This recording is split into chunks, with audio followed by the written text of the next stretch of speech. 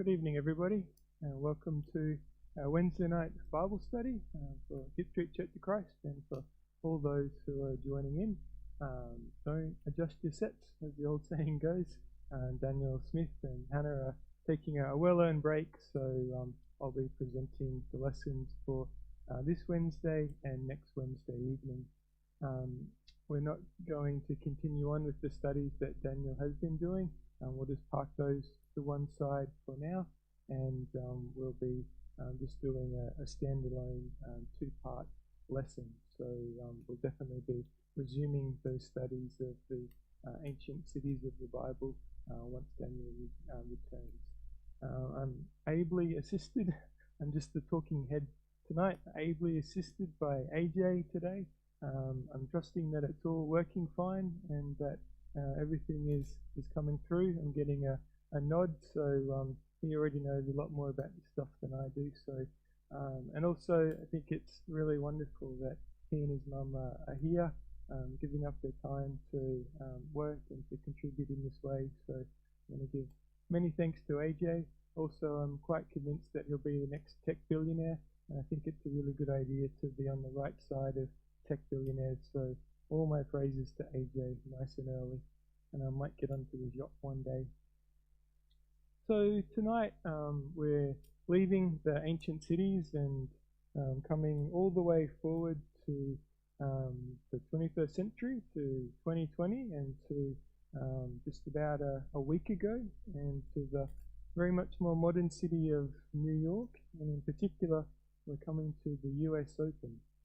So hopefully we've changed. Yes, I've got a thumbs up. So I'm sure many are aware of, if not the tennis tournament, at least the wider story of Novak Djokovic. So Novak Djokovic is the current world number one. I think he's unbeaten in 26 matches this year.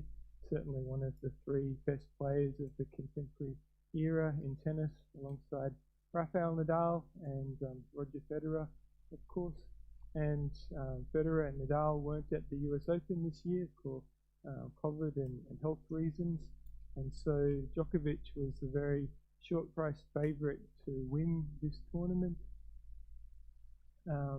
And in the playing of the tournament, in a match in one of the earlier rounds, he was leading in the first set, and he lost that a game where he was serving for the set, and he was up ahead, and in his anger at losing that, in his rage, he hit a ball. You're okay? The main microphone? Sure, I can change over.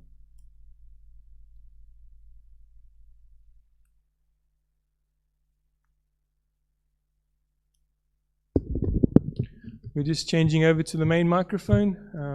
Now better? Excellent. So that's good. I don't have to have a thing around my head now. So so Novak Djokovic hit a ball in anger, essentially. Not, belting it, but certainly frustrated with himself. And he hit this ball, and it hit a lineswoman. Hit her in the throat. She was quite distressed by this. And quite rightly, Djokovic, according to the rules and according to common decency, really, he was defaulted from the match and had to leave a tournament that he could very easily have won. And we think, well, what's that got to do with anything? He'll probably win more tournaments. He has more money than he knows what to do with. All of these sorts of things. It's kind of inconsequential, right? Well, it's not really, is it? Because it's not inconsequential for the lady who was hit in the throat. Not only was that distressing for her, I'm sure she didn't want the infamy that came alongside it. I believe that she also received some vile social media comments by Novak Djokovic fans, claiming she was faking it and all of these horrible things these days. Novak Djokovic, this isn't the first time that this has sort of happened. During an earlier French Open, he bounced his racket in anger and it almost hit, again, one of the officials. at a tournament, the end of season tournament later in the year. He hit a ball into the crowd, narrowly missing members of the audience of the match. Earlier this year, Djokovic organised tournaments in the Mediterranean region, and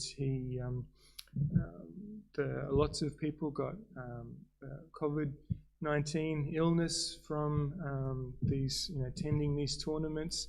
Djokovic left quickly to go to Monaco rather than addressing all of these issues. And so there's a huge reputational damage from these incidents stemming from anger.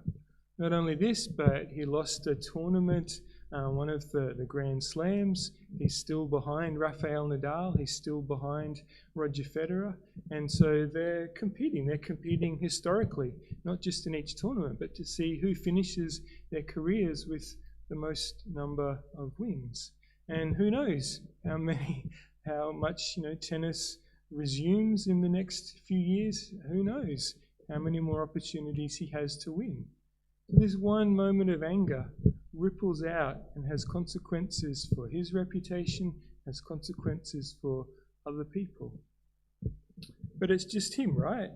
It's he's a bit of an outlier, a bit of an unusual personality. No other tennis players indulge in this sort of thing, do they?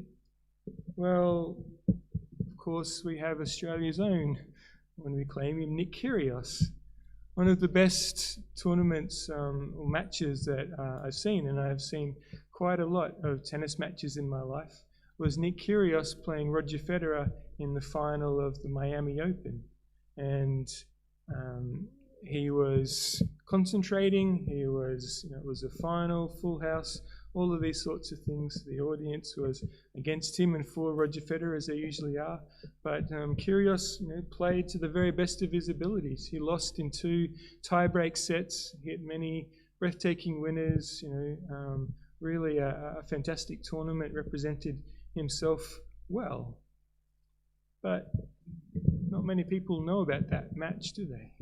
Not many people know about the highs in his career. We mention Nick Kyrgios, our mind quickly goes to the controversy, goes to the rage, goes to the outrage that he so very often, and I'm not saying that match excuses things. The point is that Kyrgios's reputation is not for the excellence of his tennis. It's not for the impeccable standards of behavior that Nadal and Federer bring to tennis, despite all the pressures that they are under.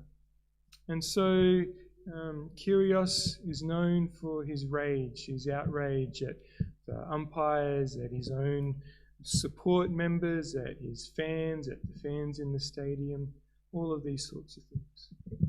But tennis is an individual sport, right? There's lots of pressure, lots of focus. You're not allowed to have a coach on the court side. There's 15,000 in the crowd that can be against you.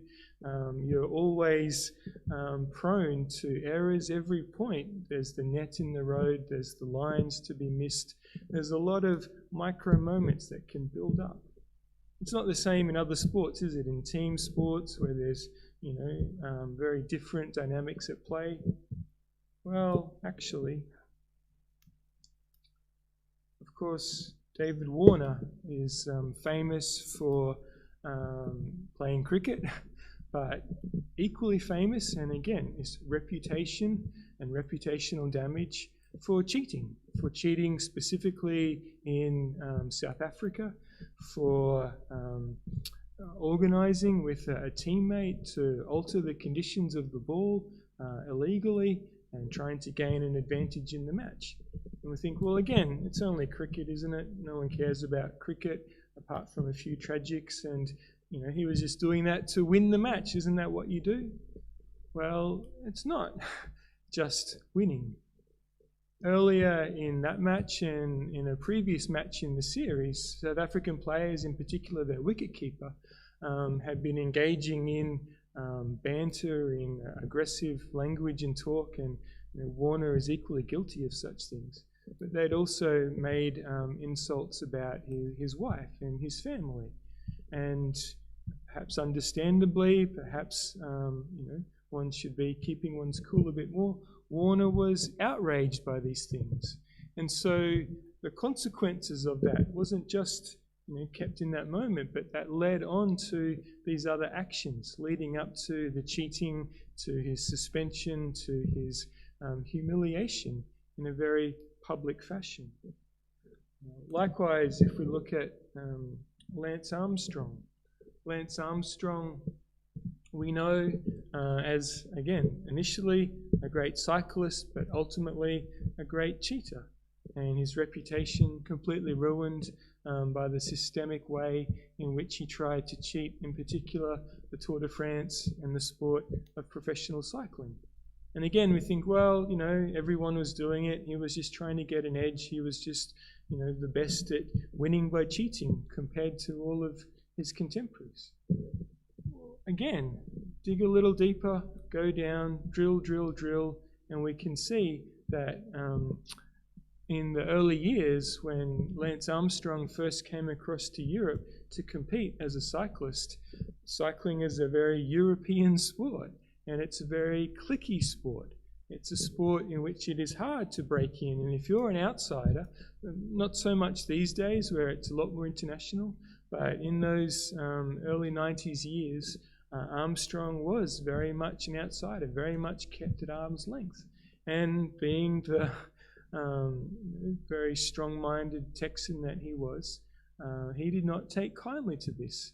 And so part of his desire to win at all costs, including completely putting his body at risk and completely putting other people's bodies at risk and completely transgressing all of the very explicit laws of his sport and all of the reputation of his sponsors and his support team, all of those things. He did because of his rage, because of his rage and his desire to prove people that he was better than them, and that by winning that somehow he would overcome the rage that he felt at being excluded. But again, sport is heightened emotions, there's lots of focus, lots of artificial sort of emotions that build and swirl. Even the most mild-mannered among us, even me, are driven to fury by the ineptitude of athletic coordination, or the indignation of a referee who happens to observe an infraction, or the insult of an opponent simply being better. Athletes are known very often for their anger. But of course, anger isn't just the exclusionary domain of athletes and sport, is it? If we look into the world of politics and we see, for instance, Kevin Rudd, former Australian Prime Minister. Before that, he was the Chief of Staff to Wayne Goss, former Premier of Queensland. Kevin Rudd was known for his rage. He was known for verbally abusing his colleagues, his opponents, lots of people. It's well documented. He would burn through staff, would burn through people in his office, to the point of very publicly, and again, very humiliatingly, burning through his political colleagues. And even though you would think with the secure position of winning an election and being the Prime Minister of Australia, his colleagues were so sick and tired of his fury, of his rage, and the way in which this impacted his ability to govern. He was voted out, not by the electorate, not at an election, but by the people that worked alongside of him, by his colleagues and those that one would think shared similarities and had an interest in keeping him as their leader. And of course, we have Donald Trump, and again, it's sort of hard to continue to give this man attention, but one of the reasons that Donald Trump ran for president was that back in 2011 he attended, simply as a celebrity at that time, what's known as the White House's Correspondents' Dinner. The White House's Correspondents' Dinner is a time where all journalists and politicians and celebrities come in, and it's a good-natured sort of bantering night. There's lots of jokes that are made, humorous things, and again, you might think, well, people shouldn't be mocked and things like that, but this is a space that's well known for this. It's kept apart from the usual hurly-burly of politics and of reporting. And the president at the time, Barack Obama, was mocking Donald Trump as I think the host of The Apprentice or whatever one of those shows were. And famously thin-skinned Donald Trump was outraged at this, outraged at the way in which he was made fun of.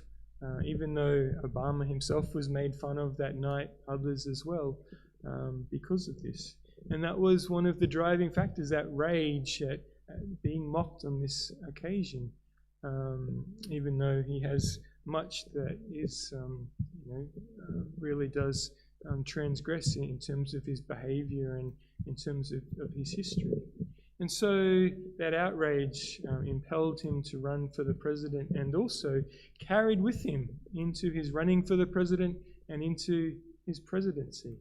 He ran on a platform peddling outrage at others, and channeling people's rage towards other groups, towards vulnerable groups, towards imagined threats to society and to the different ways in which people had been disadvantaged in the world. He was famous for, despite being mocked himself, in a very different way, for mocking all of his opponents, for belittling them in the most derogatory of terms, continually funneling in rage, continually feeding the beast, continually making outrageous statements.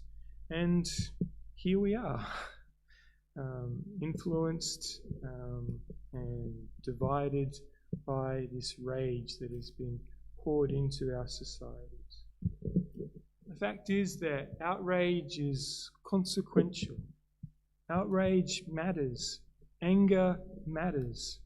It matters to reputations. It matters to relationships. It affects them. It corrodes them. It damages them. It destroys them. Anger is the root cause that has so many flow-on actions. Djokovic wasn't just angry. He didn't just berate himself and, vent. Everybody is guilty of that, and not even guilt sometimes. It is an emotion that's real. It has, consequences in our bodies. We feel it swell up. We, go flush in the face, all of these sorts of things. But it flowed through to actions, didn't it? Djokovic hit a ball. He hit a ball hard enough to hit an opponent. He did it without self-control. He did it in a way in which it caused this lady distress, and it caused all of these flow-on effects. And that's why it's an essential topic, and that's why I want to address it this evening. Anger doesn't just stay as an emotion. It translates into action. And it does this not just for people on TV. Outrage is everywhere. Outrage is ingrained into our culture. Maybe now more than ever is too strong a statement. Maybe it's simply a human trait. And I think looking at all of history, including biblical history, we could certainly conclude that. Nevertheless, we live in the here and now. We see it in the newspapers, in the columnists spouting opinions. We hear it on the radio, on the talkback, in the way in which topics are selected, in the way in which certain issues are stoked and controversy is picked apart. We see that then flowing through into the social media platforms where everybody is unfettered in ways and everybody is behind screens and able to, in a somewhat protected way, give unfettered vent to their spleen effectively. And these platforms, the newspapers, the radio, the television, the news media, the social media, it stokes it, and it sells it. It sells advertising against eyeballs, and those eyeballs come for the rage. They come for the theatre.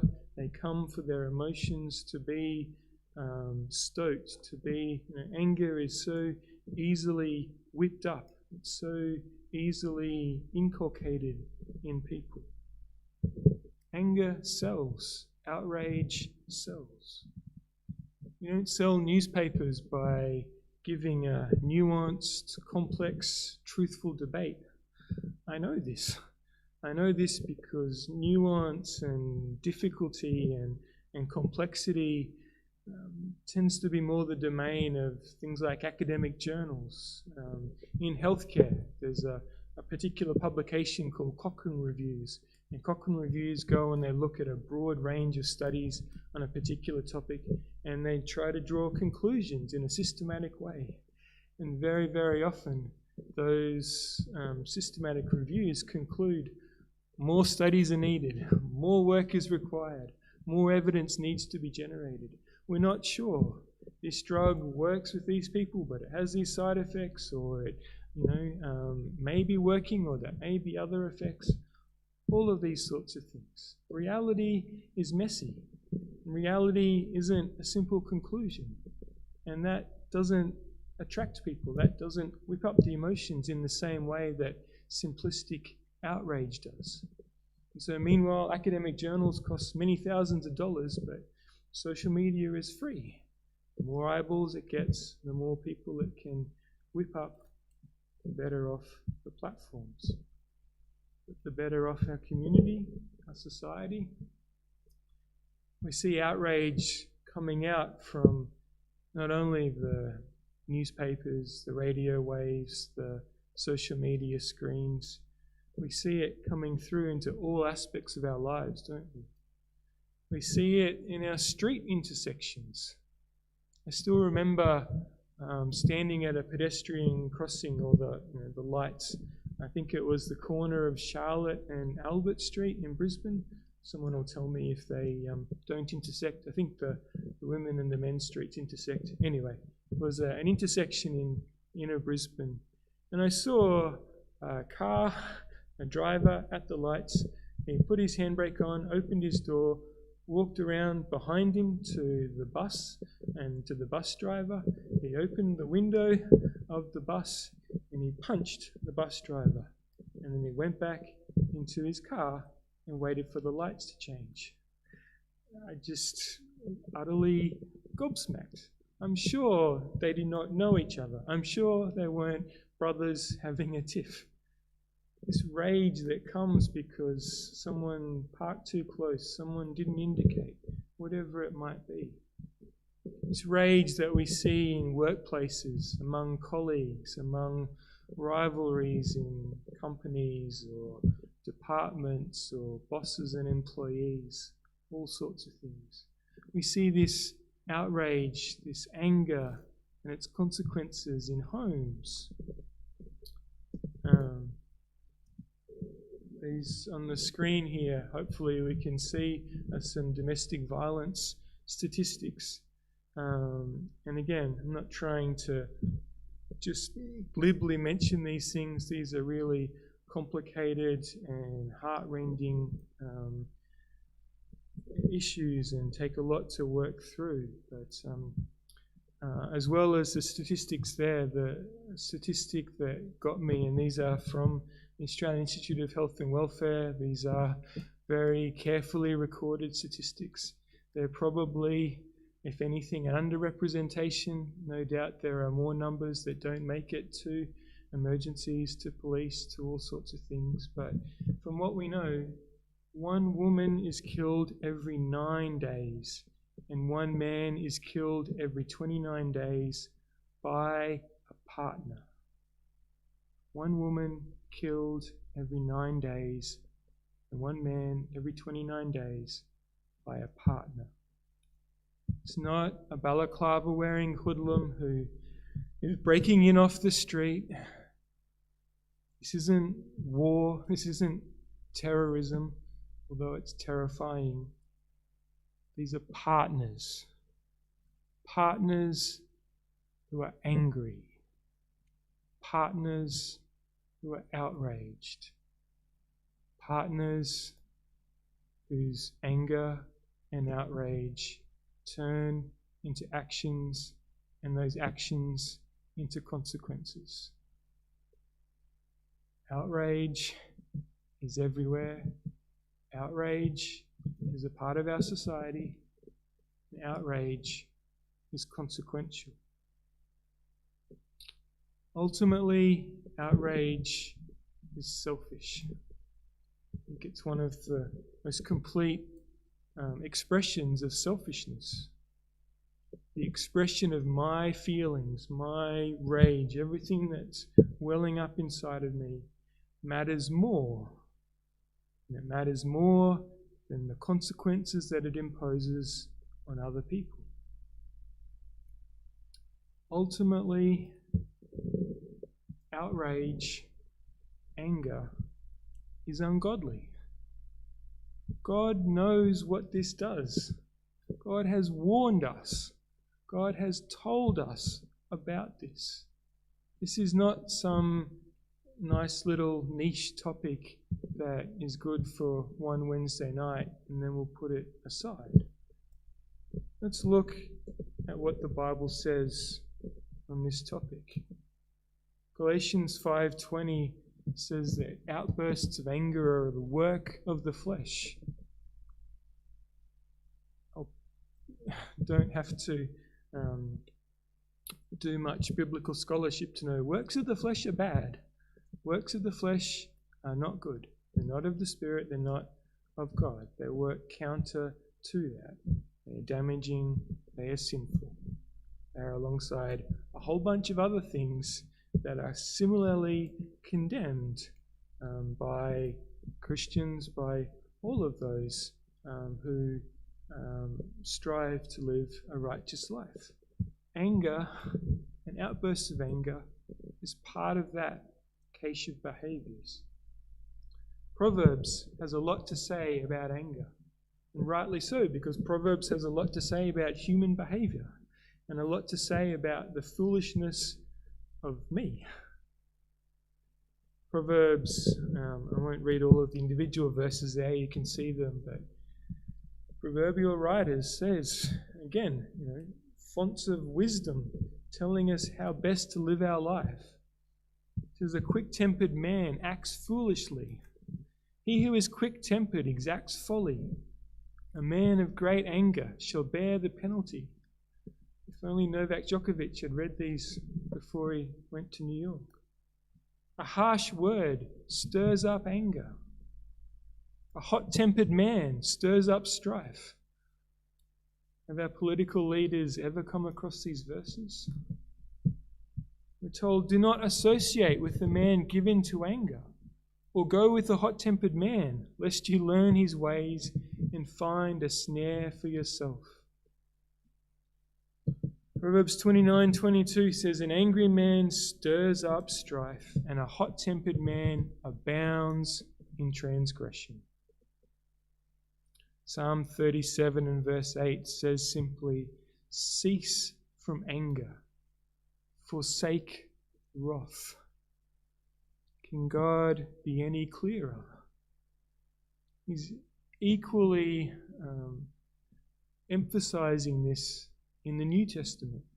James chapter 1 and verse 20, the Proverbs of the New Testament, the wisdom writing of the New Testament, if you like. It says, the anger of man does not achieve the righteousness of God. They're incompatible. They cannot work together. If we're given to anger, we are necessarily an opponent of doing the right thing by God. Ephesians 4:26. We've been looking at Ephesians of Sunday. It's clearly well worth relating here as well. It says simply, be angry, but do not sin. Do not let the sun go down on your anger. In other words, God recognizes it's an emotion that will come about. You hit your thumb, traffic is difficult, spouse, children, employees, the umpire, whoever. We know these things can go contrary to how we think the world should be at times, and anger is a result. But anger that leads to actions that are damaging, anger that is uncontrolled and given to all sorts of other things. In Ephesians 4:31-32, he revisits this. He says, "Let all bitterness and wrath and anger and clamour and slander be put away from you, along with all malice." See what company anger keeps? See what actions it's associated with? This might seem really obvious. I know, anger's bad, okay? End of lesson, right? Well, I think it's so deep-seated and so pervasive that we need to think about it. We need to acknowledge it. We need to do better. We need to look to alternatives. And there is an alternative. And not to stretch my tennis metaphor to breaking point. Tennis metaphor, breaking point. Funny joke? No, it's an empty audience, so I think even AJ didn't laugh at that joke, so I think my jokes are worthy of an empty room. But nevertheless, I shall stretch my tennis metaphor to breaking point. So there is an alternative to the Novak Djokovic school of anger and consequences. And that alternative is Naomi Osaka. Naomi Osaka recently won the US Open. She's young, she's only in her early 20s, but she's candid and she's honest about her emotions, and she's not only an excellent tennis player, but she's an excellent human being. A couple of years ago, she was in the final of the US Open against Serena Williams, and Serena Williams was part of the heat of the battle, overcome with anger, overcome with outrage. Again, this isn't just a Djokovic thing, goes all the way back to McEnroe and whoever else, but Williams was angry about a line call, and it swelled up from there, and that anger and the way in which it was handled by her and by others as well, not just her. And again, this isn't a Serena Williams equals bad thing at all. It's about Naomi Osaka. In the face of that anger, Osaka was able to stay calm. She was able to keep her own composure, and she was victorious at a very young age in a very big tournament. And sometimes it's not our own anger. Sometimes it's the anger of others that we are faced with. And we have choices what to do with that. We have choices to respond or to retaliate in anger. And it can be sometimes the hardest thing to control one's own anger when it's coming at you, and to really find an alternative emotion and a way of addressing the situation. Not only did Osaka show composure against the anger of others, not long after that, she was playing in the Australian Open, and she again made the final, and she was playing against a Czech opponent, Petra Kvitova, and in this match she had won the first set, and she was ahead in the second set. I think she had served for the set a couple of times and had been broken. She also had match points, championship points in the tiebreak, and she lost. And to lose the second set and then to come into the third set, when you're so close to winning a second Grand Slam, she was angry. She was upset. Did that anger lead to the outrage? Did it lead to abuse of umpires and officials and others? No. She was able to have that anger work its way through, control herself, compose herself, resume the moment of the next point, not dwell on the previous slights and injustices that the tennis world had visited upon her, and return to the present. And she was able to win that third set and to claim her second Australian Open, rather her second Grand Slam, first Australian Open. So here we have examples of showing good behaviour in the face of the anger of others, and also exercising self-control in the anger that wells up inside oneself. So then, of course, we come to the current US Open. And here we have a very different response. Here we have Naomi Osaka responding not to the artificial confines of a tennis tournament, but responding to the anger that has swirled in the wider community. Anger at injustice, anger at abuse of power, anger at the unnecessary deaths of people. Anger that is not just a US thing. This is a global thing, this is an Australian thing, this is a historical thing. This is Naomi Osaka expressing in a respectful and in an effective way anger and outrage about right things. Anger and outrage about, frankly, the same things that God is angry about. And anger that He showed us consistently that He is angry about. Think of Jesus and think of Matthew chapter 23. Perhaps the finest example we have and will ever have about anger channeled in the right ways to the right people in the right direction. I don't think Jesus would have stood outside a church building with a Bible upside down defending injustice. Quite the contrary. Jesus directs His anger at those who were in power, those who were responsible for the physical and the spiritual welfare and the physical and the spiritual leadership of their communities, and who for generations had failed willfully, had abused their positions. And Jesus is angry about it. He's angry at the consequences of what they have done. And it shows in His language. Slander is wrong. But holding to account power that is so absolutely corrupted and that is damaging the lives of others, Jesus calls them blind. He calls them hypocrites. He calls them fools. He says they're full of dead men's bones. He says they're full of uncleanness. He calls them serpents. He says they're broods of vipers. He condemns them to hell. He says nakedly that they are murderers of prophets and wise men. Why? What has so focused His outrage?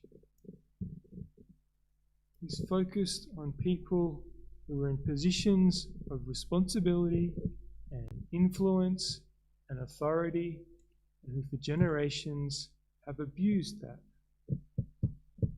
They've corrupted worship and the attitudes that should have been underpinning Jewish society and their observance of what God wanted them to do. He charges that they had neglected the fundamental principles of justice and mercy and faith. Nothing has changed. These things should continue to make us angry when we see them and when they're a part of our communities. So much of our outrage is stoked by others, and it's done in ways that are shorn of context and designed for an immediate response, when yet we need to be looking more broadly, looking more closely and being angry about the things that God is angry about. Next week, I said this is a 2-part lesson. These things are dark, these things are heavy, they weigh heavy. They're not nice to think about, they're not nice to talk about, they're not nice to reflect upon. But they are necessary, they are real, and they do have consequences. Next week will be the light to this darkness. Next week we'll look at alternatives. Alternatives to rage, alternatives to outrage, alternatives to the sin that flows from these foundational emotions. In the meantime, simply be more like Naomi Osaka and be less like Novak Djokovic. Be aware of anger, of outrage. Be aware of your anger, of your outrage. Acknowledge it. Take responsibility for it. Be aware of its corrosive influence in your life. And be aware on its corrosive influence in the life of your friends, your family, your neighbours.